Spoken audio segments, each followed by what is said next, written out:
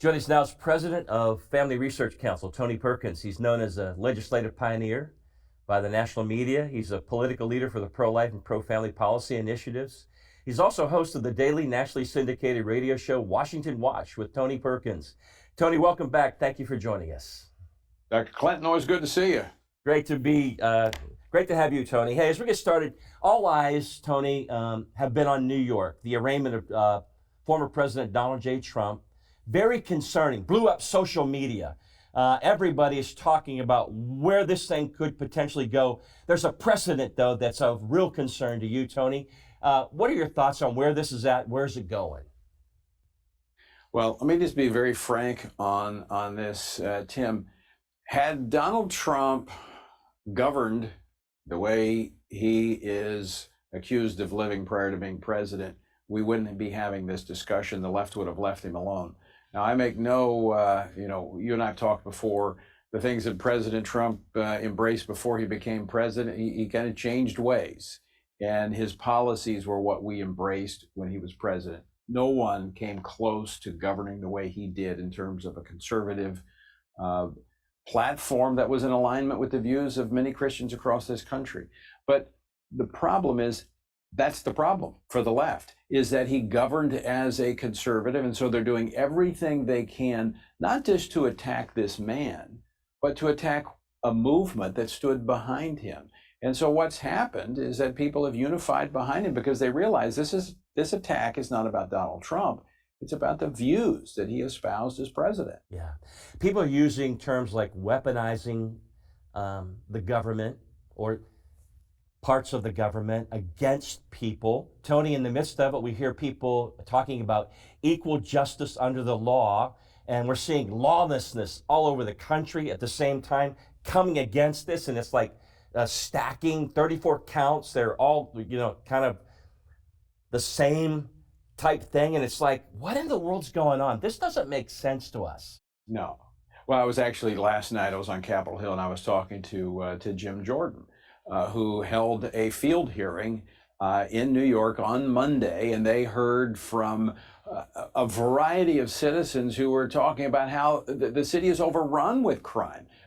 People who had loved ones who were killed that have not been prosecuted, those who perpetrated the crimes not being pursued by the city of New York, by the prosecutor there that's taking up political crimes, but not prosecuting those crimes against individuals, violent crimes. And so, yeah, there's a double standard here, and our system of government is being weaponized for political purposes. Again, not making any justifications for immoral activity or what the president may have done beforehand.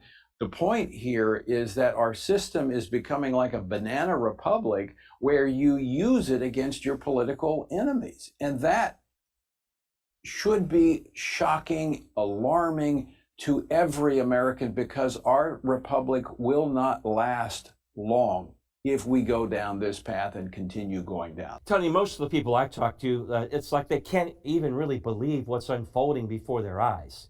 Other concerning issues, let's just keep stacking them on top here for a moment. We learned recently that the FBI was allegedly targeting Catholic churches. Subpoena being issued there. Tony, can you update us on that? Well, just information coming out that the FBI was sending agents in to gather information happening in churches. This reminds me very much, Tim, of something similar that happened in Houston back in, I think it was 2012, when the mayor of Houston, former mayor, who was a lesbian, subpoenaed the sermons of 5 pastors in that city because they were against her bathroom ordinance that she was trying to push on the city.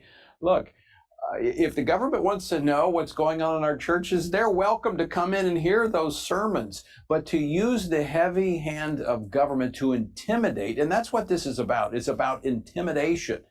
We need to draw a very clear line. And fortunately, the Republicans in the House that have the majority are using the authority given to them by the American people to pull back the curtains and look at this. Now, be very, very, very candid. Tim, I've talked to the members, and they're saying, look, we can expose and we can put this before the American people, but ultimately the American people are going to be the ones that are going to have to do something about it by putting in place an administration that will uphold the law, because Congress doesn't have the authority to prosecute. They can only expose. You know, Tony, in a lot of ways, I think there's some battle fatigue out there, especially among Christians. It's like they're out there fighting and fighting and fighting, but we're concerned about what we're seeing unfold. No, it's beyond the pale.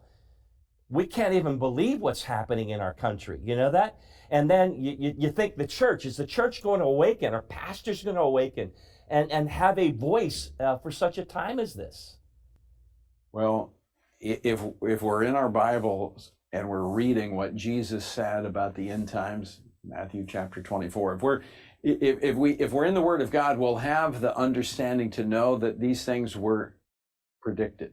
Jesus said there were going to be these days. Over in John, he told us these things so that we wouldn't lose our hope or our joy.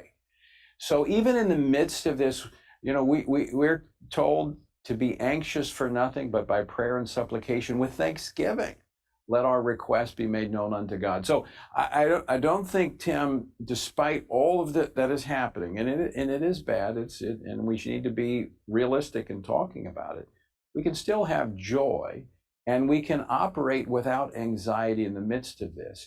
Number one is, that doesn't mean we step on the sidelines. It means that we engage, and we engage from a truthful perspective, and we counter the lies that are coming forth from the left. So a lot of bad stuff is happening, but we were told it was going to be this way. And so now more than ever, Tim, I think Christians need to be in the Word of God and using that as the foundation for the source of their hope, but also for the direction for the way forward. This is not a time to shrink back from the truth, even though it is politically incorrect, yet it is the subject of the cancel culture. We need to speak that truth with boldness and with courage. Yeah, righteousness exalts a nation, Tony, and we overcome evil with good. Hey, before you go, Tony, I know you did a couple of posts related to Dr. Charles Stanley. We lost a giant in the faith. He's one of the good guys, influenced millions for the cause of Christ. Just your thoughts, reflection on his life and his ministry. Well, just as I was saying, he is one who preached the word.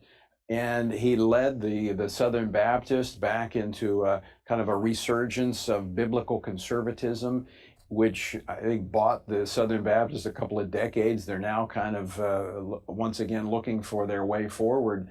But look, he preached the word. He did not candy coat it, and I am grateful for his leadership in preaching that word as it applied to the sanctity of human life, as it applied to Christians engaging in their government and their culture. And I got to know Dr. Stanley, grateful for the friendship I had for him and the support, encouragement that he gave us. Yeah, Tony, we appreciate you being bold and courageous. I know it's not easy, but it matters. It matters to all those families out there who care about righteousness in this country. Thank you again for joining us. Tim, always great to see you, my friend. Keep standing strong.